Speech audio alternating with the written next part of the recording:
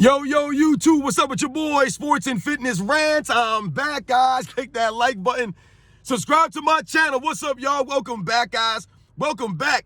Got another great video for you guys today. As usual, you guys know the deal on this channel. We must continue to set the record straight, stop the lies, stop the narratives, stop them from rewriting the history. We must continue to stand up, guys. Hold these guys to the standard.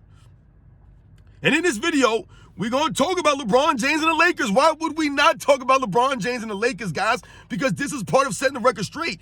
This is part of standing up, guys, stopping the lies and the narratives. Because most of this is centered around LeBron James, his career, and his era. They must continue to lie about this man. And this man continues to expose himself year after year after year. I told you guys, the video footage does not back up what they're telling you. And last night, once again, LeBron James and the Lakers lose to the Denver Nuggets. I thought this game was over. I went to bed, man. I went to bed. The Lakers were up handily. I went to bed, guys. I don't stay up late. I don't stay up late to watch these late games, man.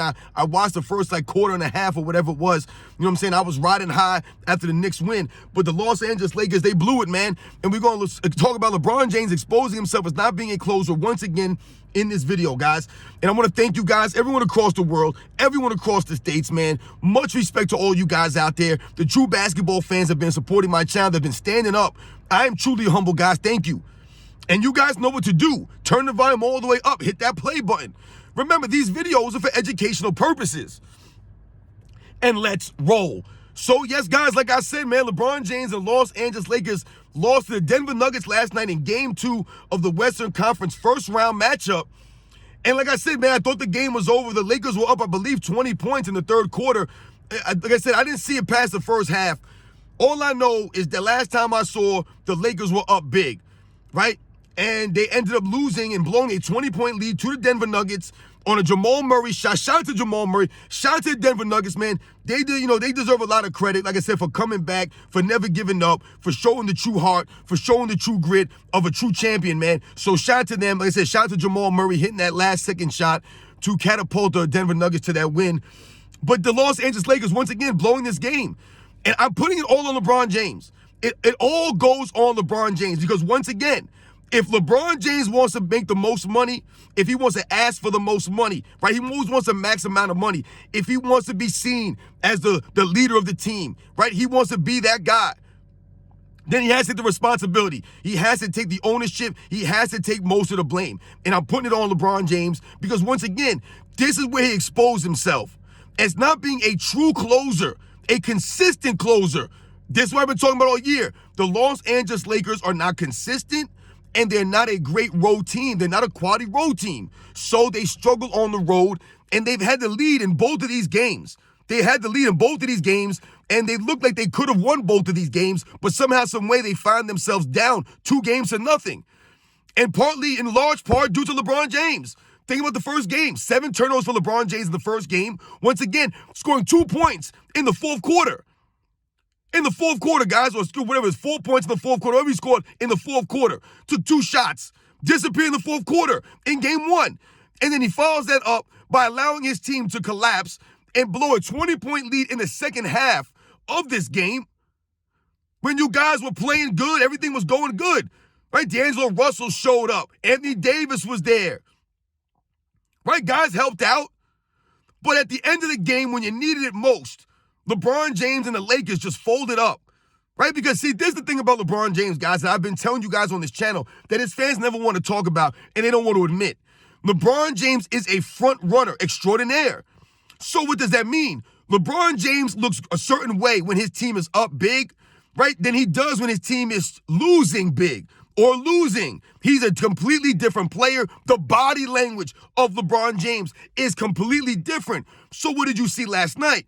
LeBron James and the Lakers were up big, right, early in that game in the first half, even into the third quarter, and they looked a certain way. They looked like they could do no wrong. They were playing great basketball. But what started to happen? All of a sudden, the Denver Nuggets, showing the true heart of a champion, start to make a run. They started to rally. And all of a sudden, LeBron James and all that front running of the Lakers were doing, all of a sudden it evaporated. It was gone, just like their lead. And then all of a sudden, LeBron James found himself in a tight game down the stretch, and he was not there to what? Close the deal once again. losing his 10th game in a row, losing his 6th game in a row in the postseason to the Denver Nuggets. Remember, they got swept 4-0 last year, and they've lost the first 2 games of this series. That's 6 games in a row. They've lost to the Nuggets in games where they probably should have won some of these games. But they could not close the deal. LeBron James could not close the deal. If you want to get paid the money, you want to get put in the same conversation as a Michael Jordan, as some of the other all-time greats, where are you when it matters most, LeBron James? He's inconsistent at best, guys. At best. This is why he's 4-6 in the NBA Finals. This is why his teams are often struggling. And they say what? They blame the teammates. They blame the role players, the other guys, so to speak. And never LeBron James never takes the responsibility, but he's supposed to be the leader. He wants to be viewed as a Michael Jordan type of player, right? The greatest player of his era. It can't be both ways. You must take the responsibility, the ownership then, when things do not go great or do not work out. Or once again, you collapse. A 20-point lead and you guys blow it? And what will the LeBron James fans say? What will they say? They'll make more excuses. They'll blame somebody else. Oh, this guy needs to step up. Where was this guy? It's always something else. They'll blame Darvin Ham. It's always something. They'll blame us for making videos. Oh, you guys have nothing to talk about if it wasn't for LeBron James. You guys get no views if it wasn't for LeBron James. What? This is LeBron James. He's giving us more and more material to make videos on, to clown this man. I told you he's a walking meme, LeBron James. Look at the body language once again last night from LeBron James. But his fans want to support this clown? It's always someone else's fault. Always woe is me. Always the victim. Terrible body language, no leadership. You can never do anything. Think about it. Look at these things.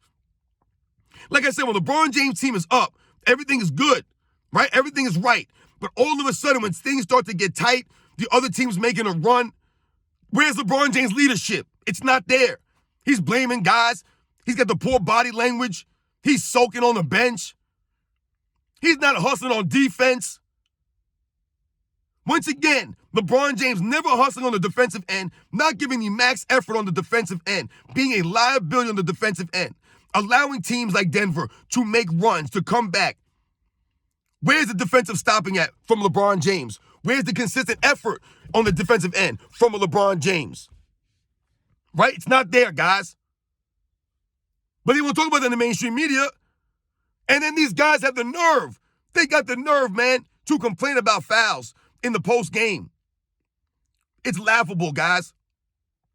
I might do a separate video on that because it's an absolute joke. These guys need all this help just to win, right? Just to be competitive.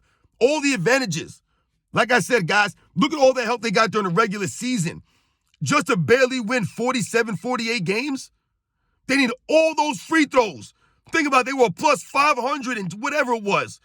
Plus 500 and change on the free throws to not even win 50 games, to make the 8th spot. This is LeBron James and his teams, guys. Underachieving, underperforming.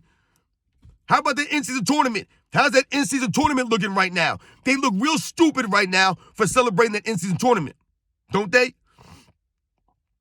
Last night, like I said, 20-point lead. Lakers blow a 20-point lead. Where's LeBron James to close these games out? Proving once again, this is 6 games in a row, guys, that LeBron James has been fumbling and bumbling out there to close the games.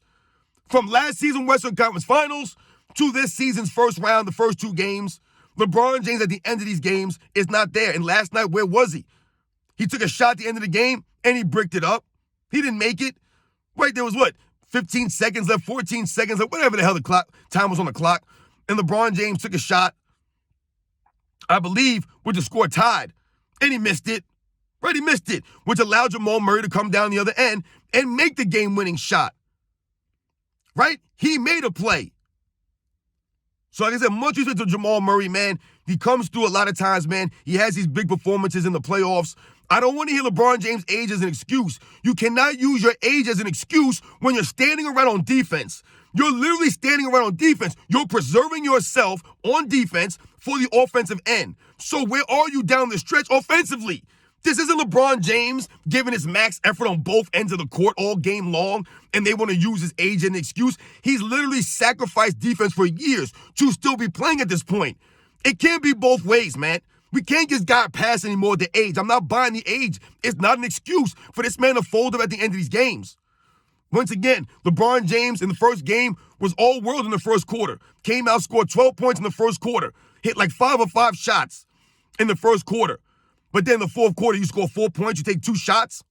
You're not there for your team. You disappear down the stretch. No leadership, no heart, no defensive presence.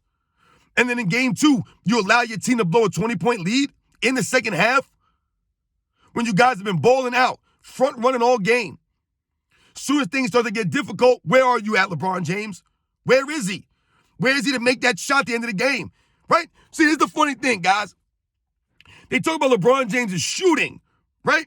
Oh, LeBron James became one of the best shooters in the NBA this season, and they want to talk about his three-point percentage. Where was that percentage when he took that shot with about 15 or 17 seconds left with the score tied, I believe it was 99-99 or something like that. LeBron James took that shot. He didn't make it. Where was that 41% three-point shooting there? Where was it? Because once again, this is what we're always alluding to. This is why LeBron James is a poor shooter. Because not only does he not have a great jump shot in general, but he doesn't have the confidence taking the jump shot. This is why he doesn't go to the free throw line. He has zero confidence in his shot because he never works on his shot that way. So he can take a shot when he's wide open in the game, when he's front running. It's all great. This is part of him being a front runner. Michael Jordan's approach to these shots is the same regardless of the time on the clock. He's taking it with the same confidence, with the same mindset. Not LeBron James. The time on the clock dictates his mindset, dictates the way he approaches the game, dictates the shots he takes, what he does. Because he don't want to go to that free throw line. And he's scared of the pressure. He's not consistent under the pressure like a Michael Jordan. So when he took that shot at the end of the game with the score tied, LeBron James bricked it up. But they'll tell you during the regular season, he shot 41% from 3. Oh, LeBron James, one of the great three-point shooters now. Where was it then? It wasn't there, and it's never been there. LeBron James ain't that dude. You do not want LeBron James taking a shot at the end of a game. He's not one of the most clutch shooters in the history of the game. He's not. He does not make the right play. He does not. He does not make winning plays. These are the facts, guys. This is why LeBron James and Lakers are down 2-0. They probably could have won and should have won at least one of those games, and possibly 2. But LeBron James ain't the closer like some of the other greats that they want to compare him to. The Michael Jordans or the Kobe Bryants, the Bill Russells, who never lost a game 7. He was out there competing. LeBron ain't closing. He ain't closing like a Jerry West out there. He ain't clutch like that. Where is he at? Nowhere. Blaming the teammates. You guys know the deal, man. Once again, we must continue to set the record straight, guys. LeBron James and the Lakers blow a 20-point lead to the Denver Nuggets. Shout out to the Nuggets, like I said, man. The Lakers, they're not out of the series. They're down 2-0. I'm not going to write them off. I'll give LeBron James the benefit of the doubt here. Once again, I'm putting the ball in his court. I'm challenging him. I'm challenging him to do something. They're going back home now. All they got to do is protect home court. They're going to have to win a game on the road. They're going to have to. But at least you want to protect your home court.